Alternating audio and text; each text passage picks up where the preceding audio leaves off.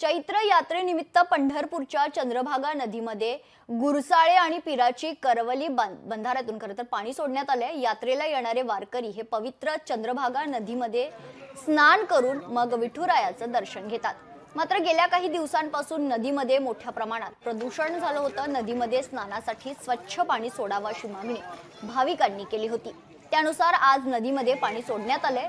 याचाच आढावा घेतला आहे आमचे प्रतिनिधी अभिराज उबाळे यांनी। चैत्री यात्रेचा सोहळा 8 एप्रिल रोजी पंढरपूरमध्ये साजरा होतोय। विठुरायाच्या दर्शनासाठी राज्याच्या कानाकोपऱ्यातून भाविक आता पंढरपूरमध्ये दाखल झालेले आहेत आणि पवित्र चंद्रभागा नदीमध्ये स्नान करून भाविक आता विठुरायाच्या दर्शनाला जात आहेत। आपण आता चंद्रभागा नदीमध्ये आहोत।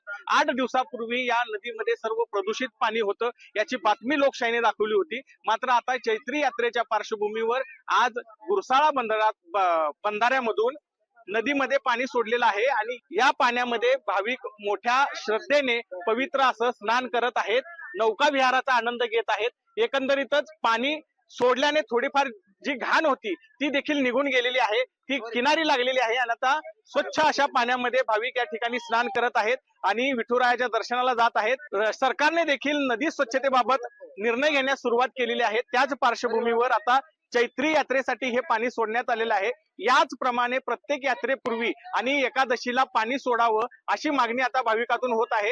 एकंदरीतच चैत्री यात्रेच्या सोहळ्यासाठी आता भाविकांनी पंढरपूरकडे कूच केलेली आहे आणि चंद्रभागा नदी देखील स्वच्छ पाणी नदीमध्ये आल्याने भाविकांनी समाधान व्यक्त केलंय। अभिराज उबाळे, लोकशाही मराठी, पंढरपूर। लोकशाही मराठी ऐका, पहा, जागरूक रहा।